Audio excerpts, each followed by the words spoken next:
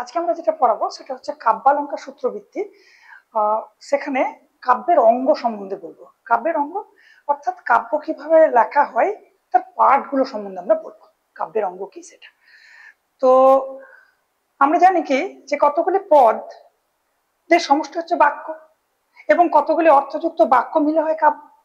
এখন সমস্ত বাক্যই তো কাব্য হতে পারে না, তাহলে কাব্য হতে হলে কি হতে হবে না, কতগুলি অর্থযুক্ত পদের সমষ্টিকে নিয়ে আমরা কাব্য বলবো। এখন সেই বাক্য কিরকম হবে না, সেই বিষয়ে বিভিন্ন আলংকারিকেরা বিভিন্ন রকম মত দিয়েছেন। যেমন চতুর্দশ শতকের আলংকারিক আচার্য বিশ্বনাথ উনি কি বলছেন, উনি বলছেন কাব্য কিরকম না, বাক্যম রসাত্মকম কাব্যম, অর্থাৎ রসযুক্ত যে বাক্য সেই বাক্যকে আমরা কাব্য বলবো। তো আবার অষ্টম শতক আলংকারিক আচার্য বামন উনি কি বলছেন না, শব্দালঙ্কার ও সংস্কৃতয় বাক্যর্থ হচ্ছে কাব্য, অর্থাৎ শব্দ এবং অলঙ্কার এর দ্বারা সংস্কৃত যে বাক্য সেই বাক্যকে আমরা কাব্য বলবো। তো সেই কাব্যের অঙ্গ কি সেই সম্বন্ধে আজকে আমরা আলোচনা করব। কাব্যের অঙ্গ সম্বন্ধে আচার্য বামন তিনি কি বললেন না, কাব্যের অঙ্গ হলো তিনটে। কি কি সেই তিনটে? কাব্যের অঙ্গ হলো তিনটে: লোক,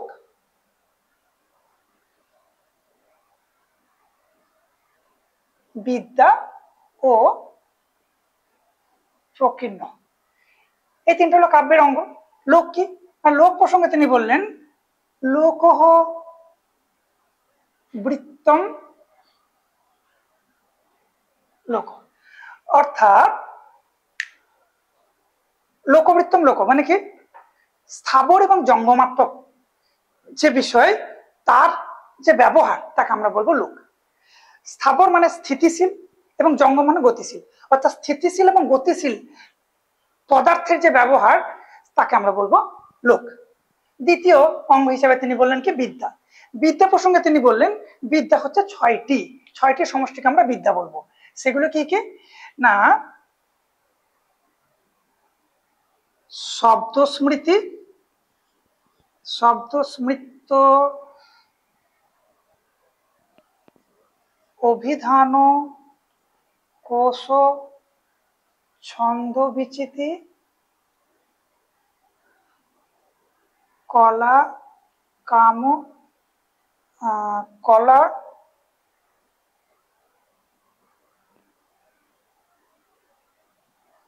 কামশাস্ত্র, দণ্ডনীতি পূর্বাহ বিদ্যা। অর্থাৎ বিদ্যা হলো শব্দ স্মৃতি, অভিধান কোষ, ছন্দ শাস্ত্র, কলা শাস্ত্র, কামশাস্ত্র এবং দণ্ডনীতি। এই 6টা বিষয়ের জ্ঞানকে আমরা বলবো বিদ্যা। কাব্য লিখতে বা কাব্য পাঠ করতে হলে একজন লেখক বা কবিকে বা পাঠককে এই 6 বিদ্যার অধিকারী হতে হবে। শব্দ স্মৃতি কি? শব্দ স্মৃতি প্রসঙ্গে তিনি কি বলছেন, শব্দ স্মৃতি হচ্ছে কি, শব্দ স্মৃতি মানে ব্যাকরণ। তাহলে ব্যাকরণের জ্ঞান আমাদেরকে জানতে হবে। ব্যাকরণের জ্ঞান সম্পূর্ণ না হলে আমাদের শব্দশাস্ত্রের জ্ঞান হবে না। কারণ ব্যাকরণ কি করে, ব্যাকরণ আমাদেরকে শেখায় শব্দের শুদ্ধতা এবং অশুদ্ধতা সম্বন্ধে। তাহলে শুদ্ধ শব্দের প্রয়োগ এবং অশুদ্ধ শব্দের নিষ্প্রয়োগ সেটা আমরা কি করে জানবো, শব্দশাস্ত্র অর্থাৎ ব্যাকরণ থেকে আমরা জানতে পারবো। তাহলে ব্যাকরণের জ্ঞান আমাদের জানা প্রয়োজন। দ্বিতীয় বিদ্যার প্রসঙ্গে তিনি কি বললেন, অভিধান কোষ। অভিধান কোষ কি করে না, শব্দের অর্থের জ্ঞান অভিধান কোষ শেখায় আমাদের। অর্থাৎ অভিধান থেকে আমরা জানতে পারি কি শব্দের অর্থ কি রকম, কোন শব্দের অর্থ কিভাবে ব্যবহার করা যায় সেটা। কারণ আমরা জানি অর্থযুক্ত শব্দ সবসময় বাক্যে ব্যবহার করতে হবে, বিনা অর্থে শব্দ ব্যবহার করা যায় না। এখন কবিরা যে শব্দ প্রয়োগ করেনি সেরকম শব্দ আমরা প্রয়োগ করতে পারবো না। তাই কোন শব্দ কবি প্রয়োগ করেছেন এবং সেই শব্দের অর্থ বিভিন্ন প্রকারের হতে পারে, তো সেই প্রকারগুলো কিভাবে হবে সেই প্রকারের সম্বন্ধে আমরা জানতে পারবো অভিধান এবং কোষ থেকে। অর্থাৎ কোন শব্দের সঠিক অর্থ নির্ণয় হয় অভিধান এবং কোষ গ্রন্থ থেকে। তৃতীয় তিনি বললেন বিদ্যার প্রসঙ্গে তিনি কি বললেন না, ছন্দশাস্ত্র। ছন্দশাস্ত্রতে কি, ছন্দশাস্ত্রের জ্ঞান যদি আমাদের না থাকে তাহলে আমাদের কি হবে না, আমরা যে বৃত্ত, অক্ষরবৃত্ত ছন্দ এবং মাত্রাবৃত্ত ছন্দ সম্বন্ধে আমরা জানতে পারবো না। তাই কাব্য পাঠ করতে হলে বা কাব্য লিখতে হলে ছন্দ শাস্ত্রের জ্ঞান আমাদের প্রয়োজন। অক্ষরবৃত্ত ছন্দ এবং মাত্রাবৃত্ত ছন্দ সেইগুলো আমরা কি করে জানতে পারবো না? যেমন বৈদিক ছন্দ আছে আমাদের 7টা মূল ছন্দ আছে, গায়ত্রী, উষ্ণিক, অনুষ্টুপ, বৃহতি, বৃহতি, পংক্তি, ত্রিষ্টুপ, জগতি, এই 7টা ছন্দ মূল। এছাড়া লৌকিক ছন্দ আমরা যেগুলো পাচ্ছি সেখানে আমরা মাত্রাবৃত্ত, অক্ষরবৃত্ত ছন্দ পাচ্ছি। সেখানে অনুষ্টুপ থেকে শুরু করে একবারে শ্রক ধরা 21টা অক্ষর পর্যন্ত ছন্দ আছে। তো সেখানে আবার সমবৃত্ত, অর্ধ সমবৃত্ত, বিষমবৃত্ত ছন্দ ব্যবহার আমরা দেখেছি। অর্থাৎ যে প্রতিটি 4টি চরণের যদি সমান অক্ষর থাকে তাহলে আমরা সমবৃত্ত বলছি। যদি দ্বিতীয় এবং তৃতীয়, প্রথম এবং তৃতীয় আর দ্বিতীয় এবং চতুর্থ চরণের অক্ষর সংখ্যা যদি সমান থাকছে তাহলে তাকে আমরা অর্ধ সমবৃত্ত বলছি। এবং বাকি অর্থাৎ প্রতিটি চরণের অক্ষর সংখ্যা যদি ভিন্ন ভিন্ন হয় তখন তাকে আমরা বলছি বিষমবৃত্ত ছন্দ। ছন্দ শাস্ত্রের জ্ঞান আমাদেরকে জানতে হবে। অর্থাৎ ছন্দ শাস্ত্র সম্বন্ধে যদি আমরা না জানি তাহলে কি করব না, তাহলে আমাদের কিন্তু এই কাব্য লিখতে গেলে আমাদের খুব অসুবিধা হবে। অর্থাৎ কাব্য পাঠ করতে পারবো না বা কাব্য বুঝতেও পারবো না বা কাব্য লিখতেও আমরা পারবো না। কারণ প্রতিটি ব্যক্তির ব্যবহার, প্রতিটি ব্যক্তির কথায় যে ছন্দের ব্যবহার আছে সেগুলো, অর্থাৎ কাব্যের যে প্রতিটি ক্যারেক্টার, সেই ক্যারেক্টারের কথাতে ছন্দের ব্যবহার হয়, সেই ছন্দশাস্ত্র থেকে সেই তার ব্যবহারগুলো আমরা জানতে পারবো। পরবর্তী বিদ্যা সম্পর্কে তিনি কি বললেন? কলা শাস্ত্র। কলা শাস্ত্র মানে নৃত্য, গীত, চিত্র ইত্যাদি যে 64 প্রকার শাস্ত্র তাকে আমরা বলছি কলা শাস্ত্র। এই কলা শাস্ত্র থেকে কি জ্ঞান হয় না, কলা তত্ত্বের জ্ঞান হয়। অর্থাৎ কলা শাস্ত্রের জ্ঞান থেকে আমরা কলা তত্ত্বের জ্ঞান পাই। তাই আমরা যখন কোনো কাব্য লিখবো বা কাব্য পাঠ করব, সেখানে যে সমস্ত চরিত্ররা থাকবে তাদের এই নৃত্য, গীত, বাদ্য ইত্যাদি সম্বন্ধে জ্ঞান আছে কি নেই, বা তাদের ক্যারেক্টারের মধ্যে যে এই বিষয়গুলোকে দিতে হবে, তো সেইগুলো যদি আমরা কলা শাস্ত্র সম্বন্ধে না জানি তাহলে তাদেরকে আমরা সেই বিষয়, অর্থাৎ সঠিকভাবে সেই চরিত্রগুলোকে আমরা ফুটিয়ে তুলতে পারবো না। তাই কলা শাস্ত্রের জ্ঞান আমাদের প্রয়োজন এবং কামশাস্ত্রের জ্ঞান প্রয়োজন। কারণ কামশাস্ত্রের জ্ঞানের দ্বারা কি হয় না, কাব্যে কামোচিত ব্যবহার, কাব্য লিখতে গেলে বা কাব্য পাঠে কামোচিত ব্যবহার থাকে। তাই কামশাস্ত্রের জ্ঞান যদি আমাদের না থাকে তাহলে কাব্য লিখতে বা কাব্য পাঠ করতে পারবো না। বাদশাহনের কামসূত্র, সেখান থেকে আমরা কামশাস্ত্রের জ্ঞান পাই। এবং কলাবিদ্যায় পারদর্শী হতে হলে কামশাস্ত্রের জ্ঞানও প্রয়োজন। কারণ কামশাস্ত্রের জ্ঞানে কলাবিদ্যায় পূর্ণতা আছে কামশাস্ত্রের জ্ঞানের মাধ্যমে। এবং পরবর্তী তিনি বিদ্যা সম্বন্ধে বললেন কি, দণ্ডনীতি অর্থাৎ তত্ত্বশাস্ত্র। দণ্ডনীতিতে কি আছে না, সেখানে নয় এবং অপনয়ের জ্ঞান আমরা দণ্ডনীতি থেকে জানতে পারি। নয় এবং অপনয় কি জিনিস? নয় হচ্ছে যে আমাদের 60 গুণ্য, অর্থাৎ সন্ধি, বিগ্রহ, যান, আসন, দ্বৈধীভাব এবং সংশ্রয়, এই যে 6 গুণ, সেই 6 গুণকে তার একত্রের ব্যবহারকে বলা হয় নয়। আর তার বিপরীত হচ্ছে অপনয়। তাহলে 6 গুণ হচ্ছে কি? প্রথম সন্ধি। সন্ধি মানে কি না, একের সাথে একের মিলন। অর্থাৎ যদিও অর্থশাস্ত্র ছিল তৎকালীন রাজারা কিভাবে রাজ্য পরিচালনা করবেন তার বিষয়, তবুও আমাদের দৈনন্দিন জীবনে অর্থশাস্ত্রের জ্ঞান অপরিহার্য। কারণ সেখানে আমাদের দৈনন্দিন জীবনেও এই 6, মানে শুধুমাত্র রাজাদের নয়, আমাদের দৈনন্দিন জীবনেও এই 6 গুণের প্রয়োজন আছে। সন্ধির প্রয়োজন কিরকম না, কার সাথে কোন প্রেক্ষিতে তার সাথে মিলন করব, কোন প্রেক্ষিতে তার সাথে আমরা বিদ্রোহ করব, কোন প্রেক্ষিতে তার আমরা নিশ্চুপ থাকবো, এই ব্যাপারগুলো আমাদেরকে জানতে হবে। সন্ধি কি শেখায় না, সন্ধি শেখায় কার সাথে কোন ঘটনার প্রেক্ষিতে তার সাথে আমরা মিলন করব, অর্থাৎ সন্ধি। অর্থাৎ বিষয়ের সামঞ্জস্য রাখবো, সেটা হচ্ছে সন্ধির জ্ঞান। বিগ্রহ কি না, বিদ্রোহ করা, অর্থাৎ কার বিরুদ্ধে আমরা যুদ্ধ ঘোষণা করব, কার বিরুদ্ধে আমরা বিদ্রোহ করব, সেটা আমাদের শিখবো বিদ্রোহের জ্ঞান থেকে। সন্ধি, বিগ্রহ। এরপর হচ্ছে আমাদের কি যান। যান মানে অভিযান। অভিযান মানে কি না, তৎকালীন রাজারা কোন রাজার সাথে যুদ্ধ করার জন্য যে বারবার তার কাছে যাওয়া বা যুদ্ধের প্রয়োজনে যে বারংবার তার কাছে যাওয়া, সেরকম আমাদের দৈনন্দিন জীবনে এরকম হয় যে অনেক সময় আমরা দেখি কি কোন একটা কাজ বা উদ্দেশ্য সফল করার জন্য বারবার তার কাছে আমরা যাই, বা কোনো ব্যক্তি আমাদের কাছে বারবার আসে। তো কাব্য তো আমাদের লৌকিক জগতের বাইরে কিছু নয়। কবিরা কি করেন না, আমাদের এই চারিপাশে সামঞ্জস্য রেখি, অর্থাৎ আমাদের চারিপাশে যে সমস্ত ঘটনা ঘটছে সেই ঘটনাটি তার নিজস্ব একটা বিবৃতির মাধ্যমে কাব্যে প্রকাশ করে। তো সেখানে যান মানে হচ্ছে কি অভিযান, অর্থাৎ কোনো ঘটনার প্রেক্ষিতে বারংবার যাওয়া, সেই যে শিক্ষা সেটাকে আমরা বলছি যান। আসন। আসন হচ্ছে কি না, আসন শব্দের অর্থ হচ্ছে কি বলবো, মানে কিরকম, যেখানে সন্ধি করার প্রয়োজন বা যেখানে বিদ্রোহ করার প্রয়োজন বা যেখানে মানে যোগাযোগ করার প্রয়োজন, সেগুলো না গিয়ে চুপচাপ বসে থাকা, অর্থাৎ উদাসীন ভাবে চুপ করে বসে থাকা, তাকে আমরা আসন বলছি। এরকম আমাদের অনেক সময় অনেক ঘটনার ক্ষেত্রে হয়, আমরা চুপচাপ বসে থাকি, ঘটনাকে ত্বরান্বিত করি, মানে দেখি চুপচাপ, সে কোনো রকম কোনো সিদ্ধান্ত নিই না, এই জায়গাটাকে আমরা বলছি আসন। তো আমাদের দৈনন্দিন জীবনে কিন্তু এগুলো খুব প্রয়োজন আছে। আসন, এরপর আসছে আমাদের দৈদিক ভাব। দৈদিক ভাব মানে দ্বিধাগ্রস্ত হওয়া, অর্থাৎ কোন রাজার ক্ষেত্রে আমরা সন্ধি করব, কোন রাজার ক্ষেত্রে আমরা বিগ্রহ করব, অর্থাৎ একই ঘটনা কারো ক্ষেত্রে আমরা সন্ধি করছি, কারো ক্ষেত্রে আমরা বিগ্রহ করছি, এই যে দুয়ের ব্যাপার, সেটাকে আমরা বলছি দৈদিক ভাব। আর সংশয় মানে হচ্ছে কি না, সংশয় মানে হচ্ছে নতি স্বীকার করা, অর্থাৎ আমরা আমাদের সমস্ত কিছু, আমাদের যে ক্ষমতাবান তার কাছে স্বীকার করে নিলাম যে আমার দোষ হোক বা আমি মানে তার কাছে অপারগ, সেই ব্যাপারটাকে আমরা বলছি সংশয়। তো মানে নিশ্চিত রূপে তার কাছে আত্মসমর্পণ করা, সেটা হচ্ছে সংশয়। এই সকলের জ্ঞান টোটাল এই যে ছটা, অর্থাৎ শব্দস্মৃতি, অভিধান, ছন্দশাস্ত্র, কলাশাস্ত্র, কামশাস্ত্র এবং দণ্ডনীতি, এই ছয়ের সম্পূর্ণ জ্ঞানকে আমরা বলছি বিদ্যা। অর্থাৎ একজন কবি বা পাঠককে এই ছটার জ্ঞান অবশ্যই জানতে হবে। এই ছটা বিদ্যার জ্ঞান, এই ছয়ের জ্ঞান না জানলে সে কাব্য রচনা করতে পারবে না। এরপর আসছে তৃতীয় অঙ্গ হিসেবে তিনি বললেন কি প্রকীর্ণ। প্রকীর্ণ শব্দের অর্থ বলতে পারি বিবিধ, অর্থাৎ যখন আমরা কোনো কাজ করি সেখানে আমরা কি দেখি, সবার প্রথমে দেখি সেই জায়গাকার পরিবেশ, অর্থাৎ যেমন লোক লোক মানে কি স্থাবর এবং জঙ্গম, অর্থাৎ সেখানকার যে সমস্ত অবজেক্টিভ আছে, অর্থাৎ যে সমস্ত বস্তু আছে, সে গতিশীল হোক বা স্থিতিশীল হোক, তাদের ব্যবহার আমাদেরকে জানতে হবে।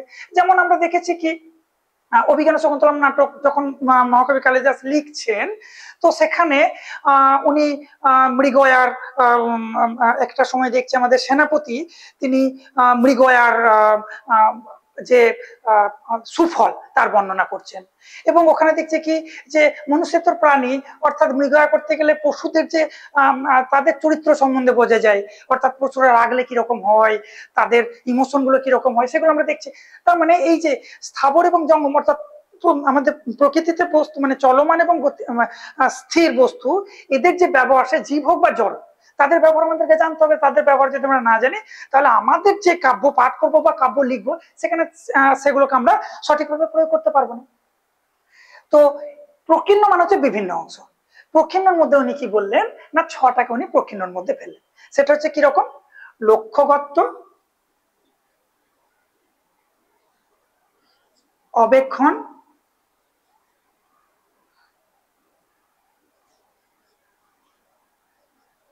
অভিযোগ, বৃদ্ধ সেবা,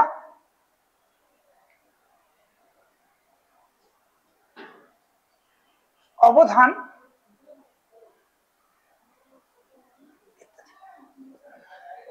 তিনি প্রথমে কি বললেন, লক্ষ্যগত। লক্ষ্যগত মানে কি না, লক্ষ্যগত হচ্ছে লক্ষ্যগত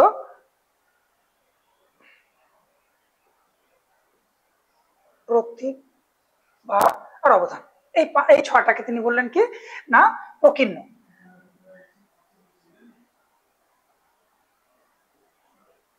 তাহলে সবার প্রথমে প্রকৃত বললেন কি লক্ষ্যগত। লক্ষ্যগত সেই প্রসঙ্গে তিনি কি বলেছেন না, তিনি বললেন কি তত্র কাব্য পরিচয় লক্ষ্যগতম, অর্থাৎ সেখানে কাব্যের পরিচয় হচ্ছে লক্ষ্যগত। কাব্যের পরিচয় মানে কি, কবি তিনি অন্যান্য কবির কাব্য সম্বন্ধে তার যে অনুশীলন, বারংবার তার যে সেই অন্যান্য কবির কাব্য পাঠ করা, সেই বিষয়টাকে আমরা বলছি লক্ষ্যগত।